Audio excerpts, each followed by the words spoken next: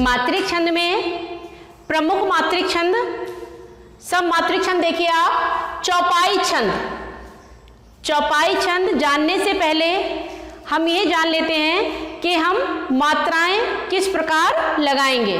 तो मात्राएं लगाने का ये क्रम है कि जितने भी ह्रस्व वर्ण हैं ओ, ई, उ, री, को, कि, को, क्री, ते अर्थात संयुक्त अक्षर का अगला अक्षर या बाद वाला अक्षर, चंद्रबिंदी, इन सभी वर्णों पर लघु मात्रा लगेगी।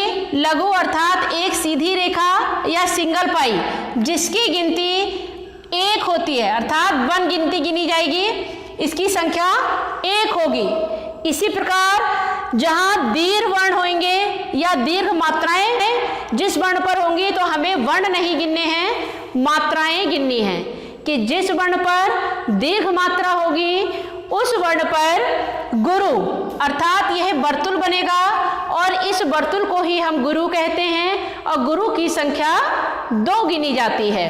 देख लीजिए, दीर्घ आ, ई, उ, री, का, की, कु, क्री, रामम का ह्रस्व वर्ण से पूर्व वाला वर्ण ये भी गुरु गिना जाएगा। जिस वर्ण पर अनुस्वार लगा है यह अनुस्वार भी गुरु कहलाएगा। ए, ऐ, ओ, औ यह संयुक्त स्वर भी दीर्घ मात्रिक होते हैं।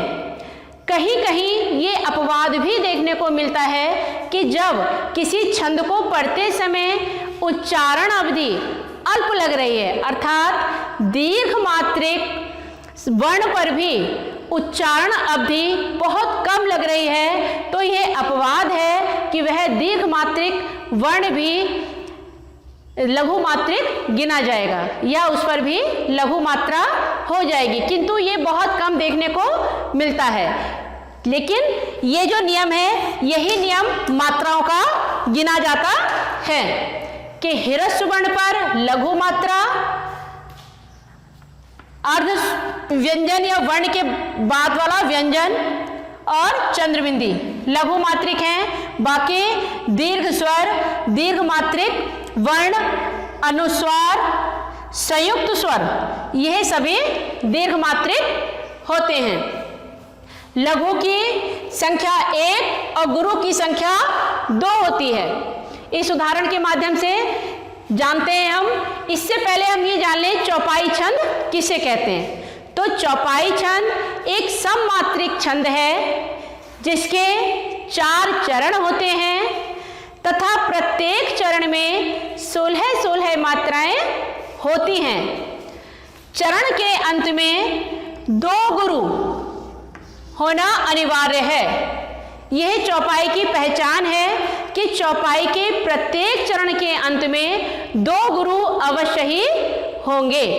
फिर से जान लीजिए, चौपाई एक सममात्रिक छंद है, इसके 4 चरण होते हैं, प्रत्येक चरण में 16 मात्राएं होती हैं और चरण के अंत में 2 गुरु अवश्य ही होते हैं। इस उदाहरण के माध्यम से हम पहले मात्राएं लगाते हैं। जैसा कि हमने अभी बताया कि जिस वर्ण पर अनुस्वार होगा उस वर्ण पर गुरु मात्रा लगेगी, अर्थात ये वर्तुल, इस वर्तुल को ही हम गुरु कहते हैं। चूंकि द ह्रस्व व्यंजन है, इसमें ह्रस्व ध्वनि या स्वर छिपा है, तो इसलिए यहाँ पर लघु, उ भी ह्रस्व है और इस पर चंद्रबिंदी है, इसलिए ये भी लघु।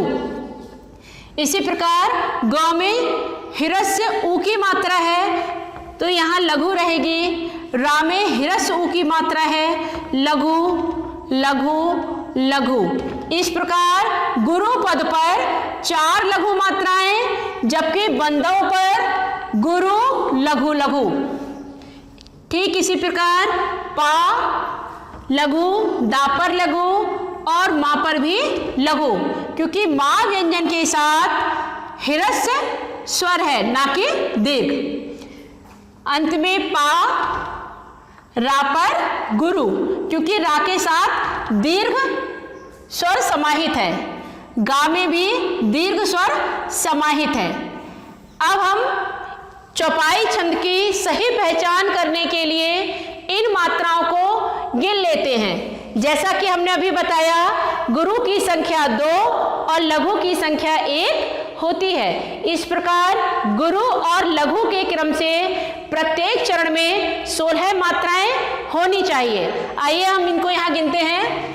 गुरु की 2, 1 2 3 4 5 6 7 8 9 10 11 12 13 14 15 16। इस प्रकार हमारे प्रथम चरण की 16 मात्राएं हो गई। अब आप यदि प्रत्येक चरण पर मात्राएं लगाएंगे इसी क्रम से, तो सभी की संख्या 16 होगी और अंत में 2 गुरु मिलेंगे। चलिए इस तरह से देख सकते हैं हम। लघु लघु लघु, लघु गुरु लघु, लघु लघु लघु, लघु लघु गुरु गुरु। ये आप गिनेंगे तो ये भी 16 ही बैठेंगी।